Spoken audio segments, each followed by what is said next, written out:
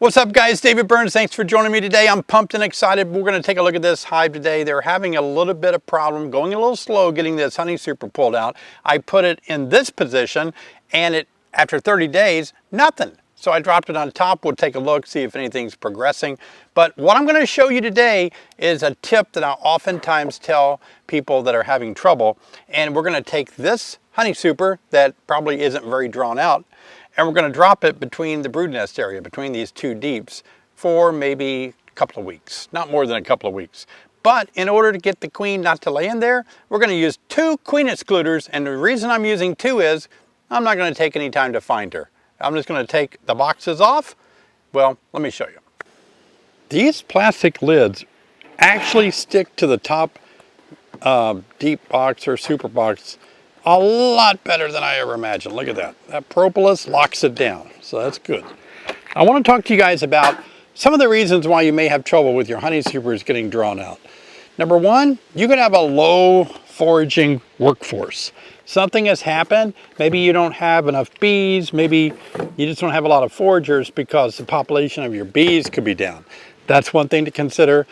It could be that the type of frames you're using aren't very wax coated, and so it's taking them longer to make wax. Maybe it's not a good nectar flow. It takes about 11 pounds of incoming nectar to make 1 pound of wax. But here it's been sitting on the top here for a week and a half. Let's go to the middle. See, this is where we'd see the most action, right? Let's see what's going on. If there's anything drawn out. And I'm in the same boat. 0. But on other hives, they draw these out in no time. So this is a colony condition. This is a hive situation where I gave it 5 empty undrawn frames when I made the split, so that took some resources. So rather than inspect it, take a long time, make decisions, we saw the queen a week and a half ago and she's already laying. So what we want to do today is take this super, drop it between the 2 deeps. And to make this happen, I've got 2 queen excluders because I don't want to bother to take a lot of time to find my queen. So all I really need to do is just put my super between the 2 deeps and put a queen excluder above it and a queen excluder below it.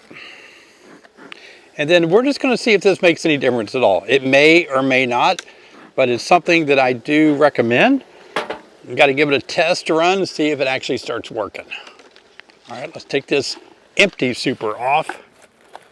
That brings us to this super here.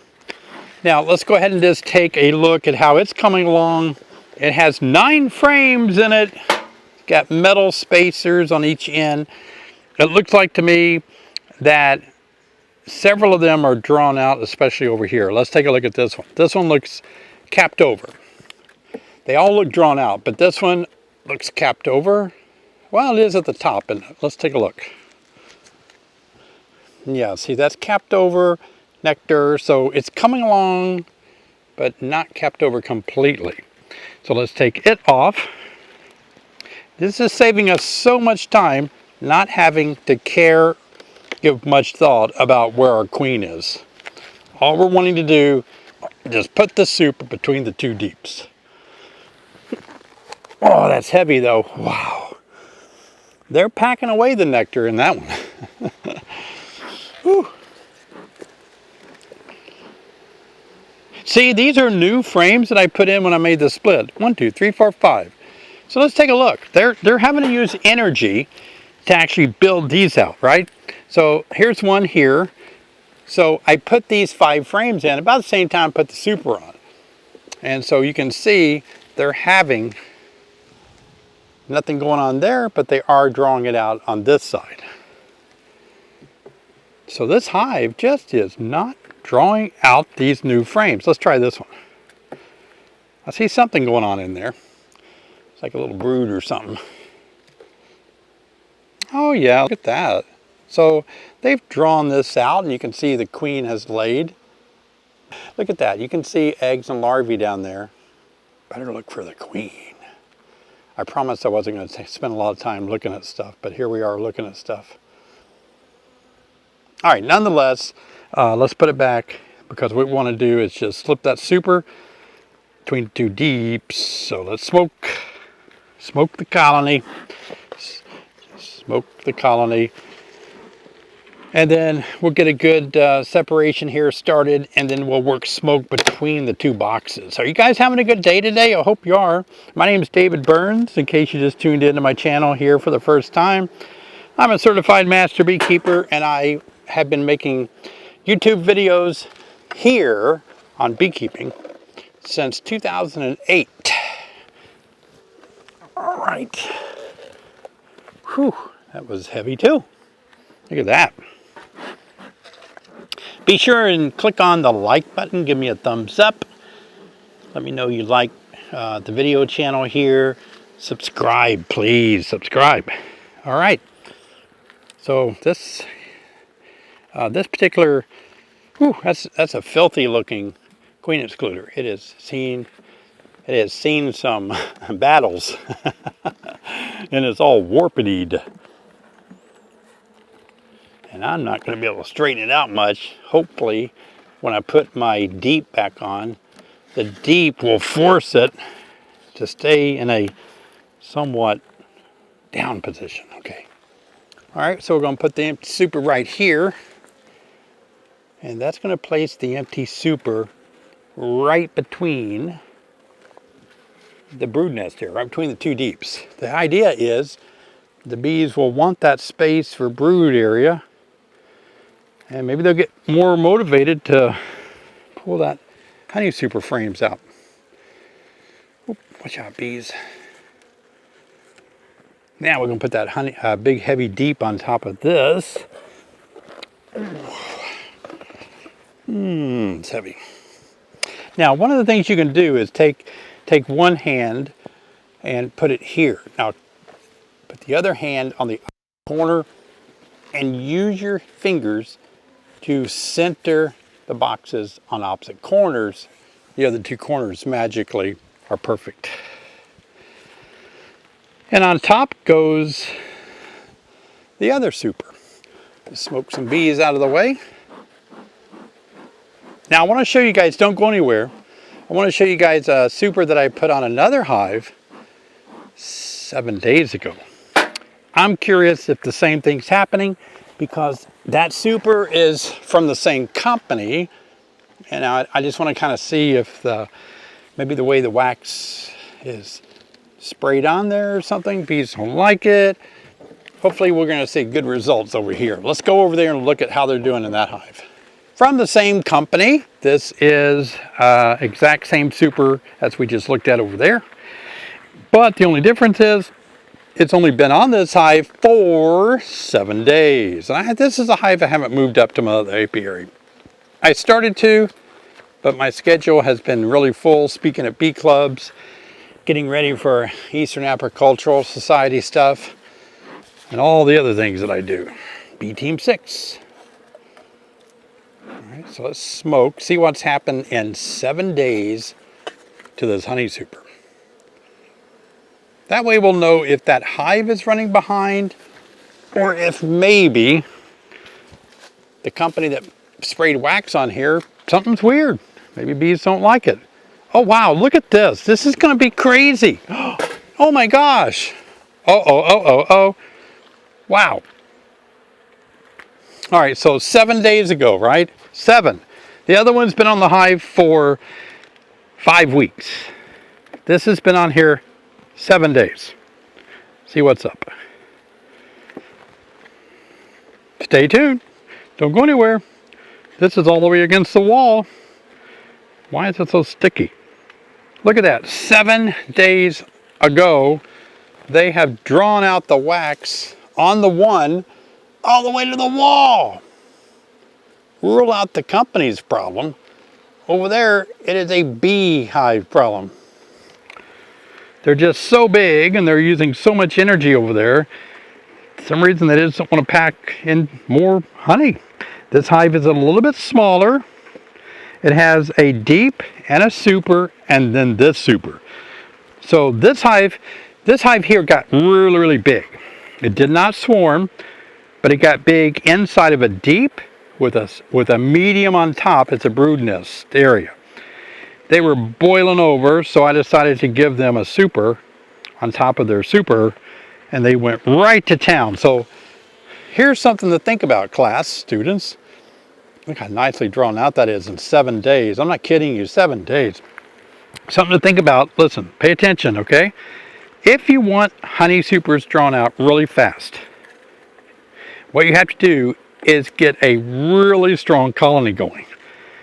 Almost to the point where, you know, they're going to swarm, they're too full, there's too many bees, they're too packed. Then you give them a super, and look what they do. No queen excluder. Nope. Just pack. They've not only drawn this out in 7 days, but oh my gosh, I'm pumped and excited. They've actually filled it half full of nectar. We're on the outside edge. I'm having fun. I'm excited.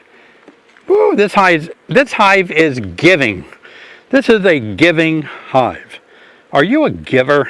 Have you ever thought about the difference between a giver and a taker? Yeah, look at that. Wow. This is the hive that just keeps on giving, actually starting to cap it a hair at the top. Incredible. Woo. I'm excited. So here's the deal with a giver and a taker. If you're just a taker, like you want everybody to give to you, you want people to give you stuff, give you a promotion, give you accolades, give you money. You want people to give you knowledge. You want people to give you, and you're not contributing back to those that are giving. It's not completely good for you. It's better if when somebody gives to us, we can find some way to take what we have and reciprocate. We can give them something back. Look at that, capping it over a little bit at the top. Bees, bees are givers, aren't they? I mean, they're giving me all this honey, but the thing is, if I'm just a taker, and I take all their honey, and I don't give them anything back, it's going to hurt me. It's not good for me to take, but not give back. So in my case, I will take maybe this honey and harvest it and enjoy it, but I have to give them something back.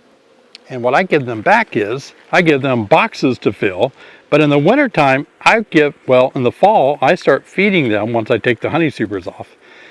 And I feed them my special formula to raise bees of dearth physiology. And then in the wintertime, I give back to them my Winter Be Kind candy boards with all my good stuff in it. They're a great recipe. And then they go to town getting bees through the winter for me. So bees, as a beekeeper, it has to be give and take. You give to the bees, you give them space to grow, you give them mite protection by testing and treating for mites, and then you give them food when they need it in a dearth or in the winter, and then they give back good health and honey and a good laying pattern. They give back. So you just can't keep bees without giving your skill and your knowledge back to them by taking good care of them. You just can't take without giving back. Now, it's the same with us as humans. If you know somebody that you're enjoying something that they're giving you, if you know somebody who is really helping you out and, giving you something like, I don't know, giving you knowledge, they're giving you good advice, they're giving you encouragement. Like, there's a lot of people in our lives that give us encouragement, and we get excited when we talk to them. They build us up. Then we have to find some way to give back to people. To me, it's more about giving of yourself. It's giving of your energy to other people that you love and appreciate. How can I give my energy to them? I want to inspire them. A lot of you liked the last video that I did on lavender with Ryan at the lavender farm. That video really blew up. And I want to thank you guys for all the positive comments helping Ryan out and his dream. But I can't tell you what it felt like for me to take a break from beehives, go to his property and look at his lavender and hear his story. Wow.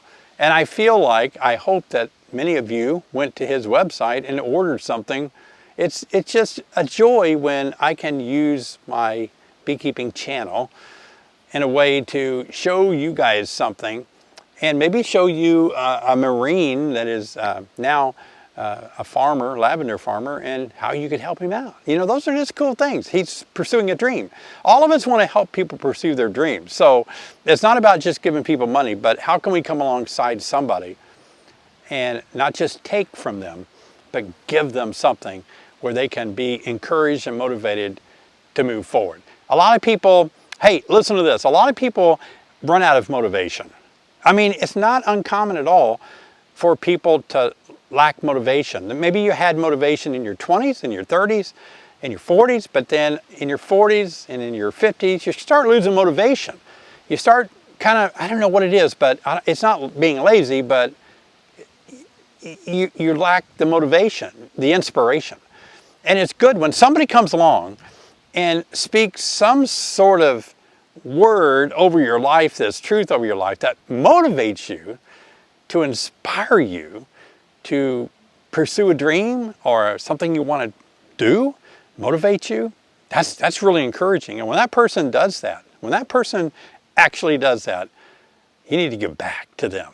Not money, but give them a thank you card, give them a high five, a fist bump, or, you know, a coupon to a restaurant. I don't know, but we always should let people know that they have inspired us, because they need to hear it so they can keep being an inspiration, not just to us, but to other people. Now, you guys are a huge inspiration to me. Every one of you. I'm looking at a black lens right now with a glass lens and a black camera. That's all I see. But I know behind it are great people, givers, because you're giving back to the ecosystem by raising bees that pollinate plants and provide great fruit and vegetables. And you guys are so good to give back to me and Sherry by watching our YouTube channel, by coming on live stream. I love you guys being on live stream every Thursday night at 7 o'clock. You buy our online courses. And because of your great encouragement, inspiration, motivation, Sherry and I are able to make a living off of bees. And that's such a joy to be able to take my years of experience and my knowledge. I don't know everything, but my knowledge, and share it with you guys. What a joy that is. So thank you for being a giver to me and Sherry and this YouTube channel. I'm sitting right here and this hive behind me. All the foragers are coming back right at me. None of them have hit me in the face yet. And you're like, oh shoot, I want to see that. But no, they're flying right over the top of my head. I picked the wrong, I'm sitting on the runway. Again, always question why you're having trouble getting a super drawn out. It might mean that there's so many boxes on there. That hive over there has 4 boxes on, three. It has 2 deeps, 2 supers. This one back here, when I put the super on, it only had 1 deep and 1 medium super. And they were just packed in there. So they had no choice but to draw that out. Pretty cool stuff. So maybe there's too much room. Maybe they don't need to draw it out. Maybe there's a queen problem. You don't have a lot of foragers yet. You just have to be patient. And one of the things that I find beekeepers doing a lot of times is you can be a formulaic beekeeper. Have you heard that term? Formulaic beekeeper. And that means that instead of having the wisdom and the knowledge and the skill and the experience and the know-how to solve problems, that you would rather somebody else just simply give you a formula of what I need to do. This hive isn't drawing out my honey super frames. What is the formula to make this happen? And sometimes that formula is too difficult to figure out by just presenting the problem. You have to look more deeply into the colony and examine the brood pattern. Is the queen healthy? Do they have a lot of population? Is population forthcoming in the form of being capped brood? Hasn't emerged yet? You know, things like that. Or if all your hives aren't pulling out their supers, maybe you live in an area where right now there's a dearth, they don't have enough nectar coming in. But in any case, don't be a formulaic beekeeper where you're only doing things that other people tell you. I'm coaching over 200 people on Bee Team 6, but I don't want to give just the answer. I want you to know how I'm coming up with that answer. I want you to see the process, right? It's like math. Here's a math equation, and I could give you the answer, but you would never learn how to solve the equation. What good is that? You know, it's better to show a man how to catch a fish than to give a fish. So B Team 6 is inspiring for me to not only give out answers, oh no, I got a problem, what should I do? I want to show you the process for you gaining the knowledge to know what you do, to know what to do. That's give and take right there. That is, that's give and take. You're giving to me by being part of B Team 6, and you're taking wisdom and knowledge from me, but I'm giving back to you the ability to know, not just the answer, but to know how to solve the problem. That's good stuff. We've got a few more weeks in June, and we have a great video for June tips right here. Check it out, what you should be doing in the month of June. I'll see you guys over there.